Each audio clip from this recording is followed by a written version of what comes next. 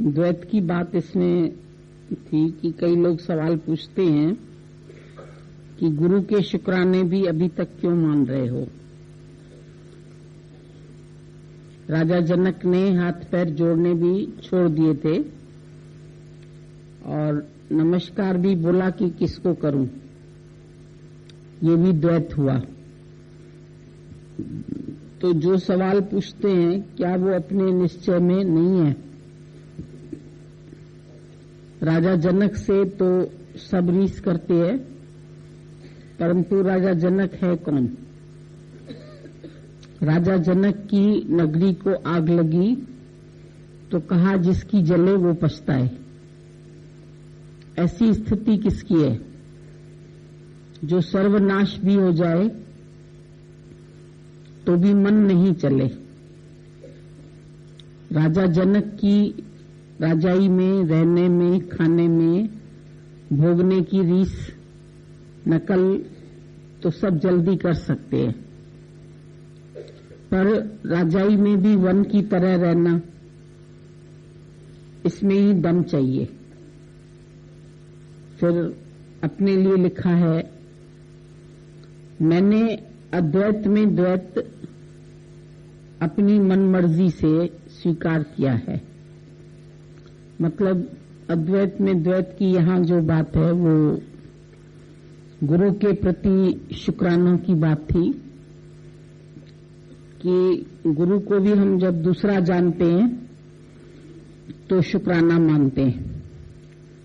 किसी का प्रश्न था तो बोला ये मैंने खुद स्वीट विल से स्वीकार किया है, क्योंकि अहंकार से बचने के लिए नम्रता और प्रेम अंतिम घड़ी तक जरूरी है। इस अहंकार को रस्सियां बांधकर समुद्र में डुबोकर आए तो भी वहां से फिर वापस लौटकर आएगा। ऐसा बेचारा शुभ अहंकार भी गुप्त रूप में ठगने वाला है।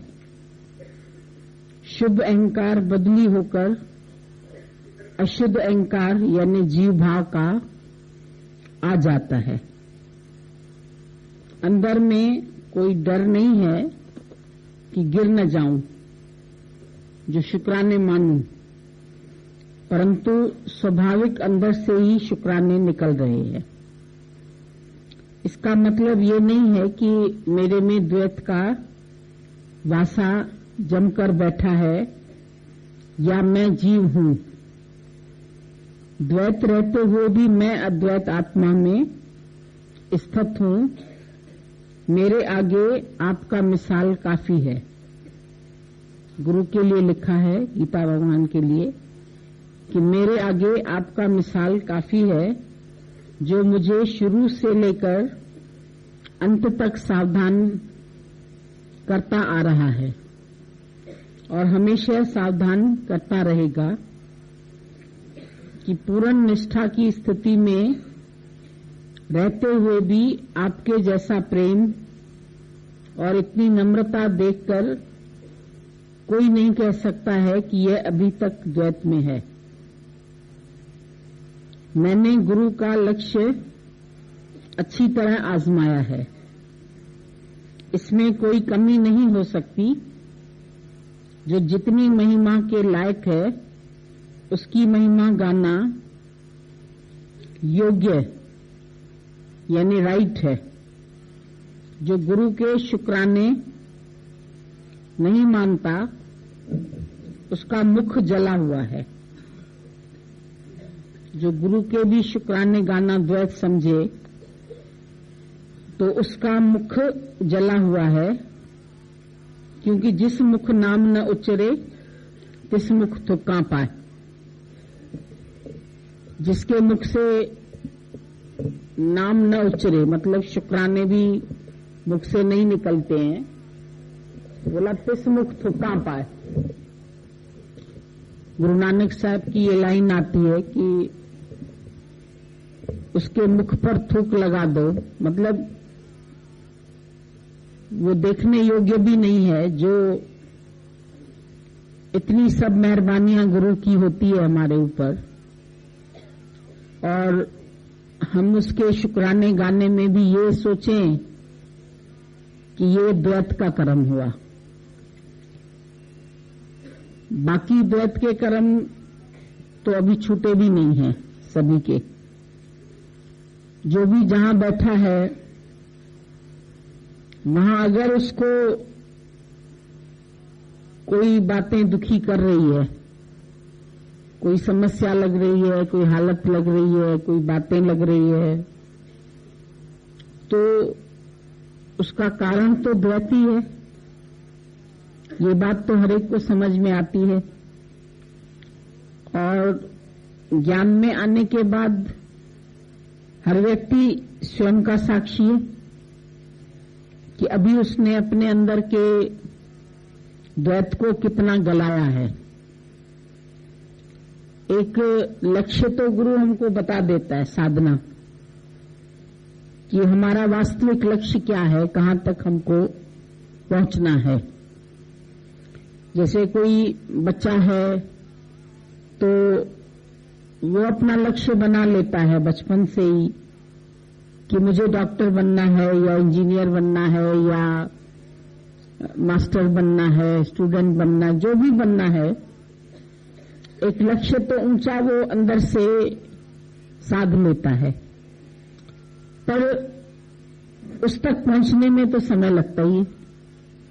तो हर एक जानता है कि मैंने बोला कि मुझे डॉक्टर होना है और डॉक्टर में ये चीर फाड़ करनी पड़ेगी और ये करना पड़ेगा और पढ़ना पड़ेगा और इतने साल लगेंगे, तो सोची तो लिया, अभी बन तो नहीं गया। सोचने से कोई बन तो नहीं गया ना।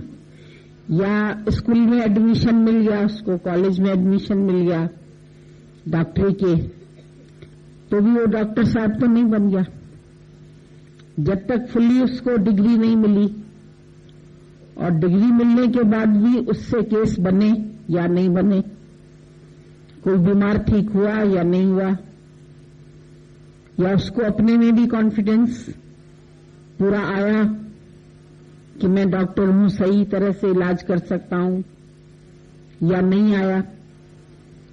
तो केवल कहने मात्र से कोई डॉक्टर तो नहीं बन गया या इंजीनियर नहीं बन गया।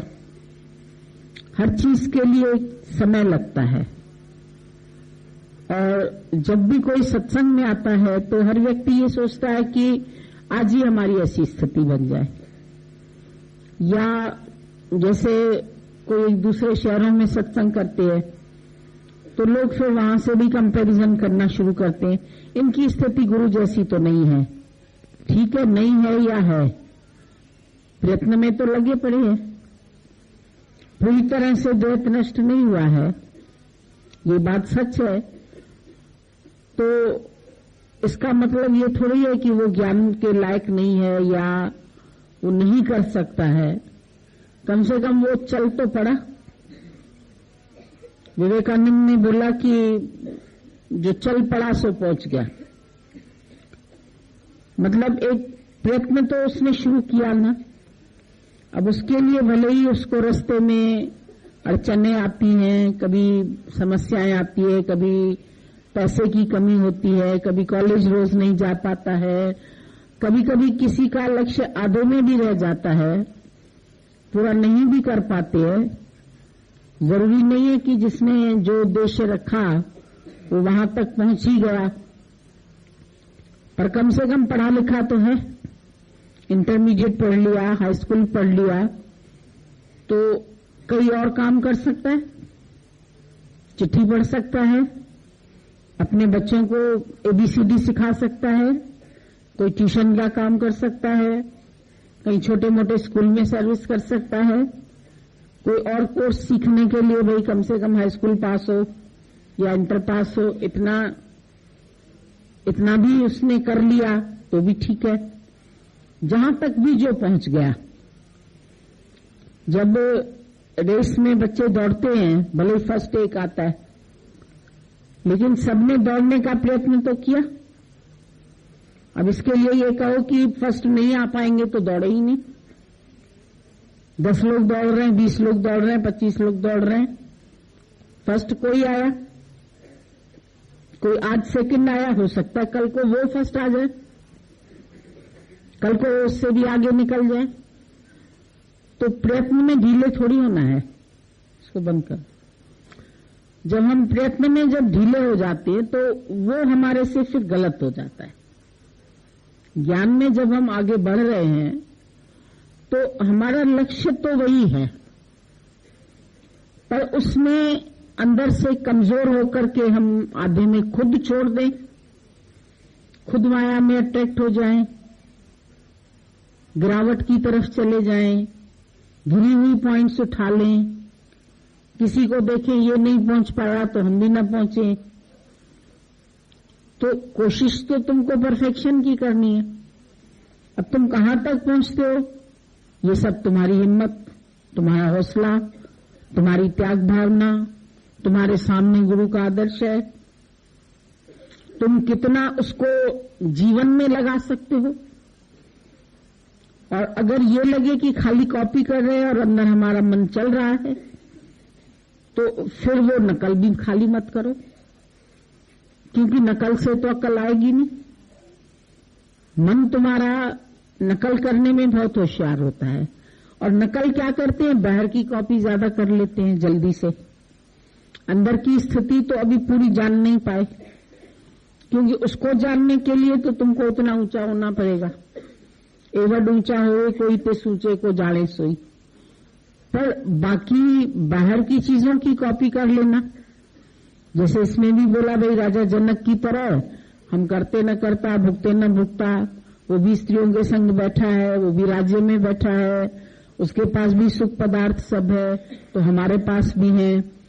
पर वो कैसे निरासक्त भाव से बैठा है, कैसे समय पर परीक्षा आई कि तुम्हारे नगरी को आग लग गई तो उसके अंदर में कोई हलचल नहीं हुई, लेकिन तुम्हारे घर में ही किसी को थोड़ा बुखार हो जाता है तो तुमको हलचल हो जाती है, थोड़ा कोई राइट नहीं चलता है तो हलचल हो जाती है। अगर घर में कोई परेशानी आ जाती है, कभी किसी का दिवाला पिटने लगता है, कभी किसी के ऊपर कोई केस आ जाता है, किसी को वारंट निकल जाता है, किसी के घर में कोई प्रॉब्लम आ जाती है, तो कहते भाई अब हमारा मन तो चल ही रहा है। तो स्थिति उन बातों में तो नहीं करी, बाकी खाते न खाता, भुगते न भुगता, करते न करता, जिसमें रस भी आ रहा है साथ में इंद्रियों का, उसकी कॉपी जल्दी कर ली। तो इसीलिए ही गुरु ऊपर से आखिरी तक जरूरी कहते हैं।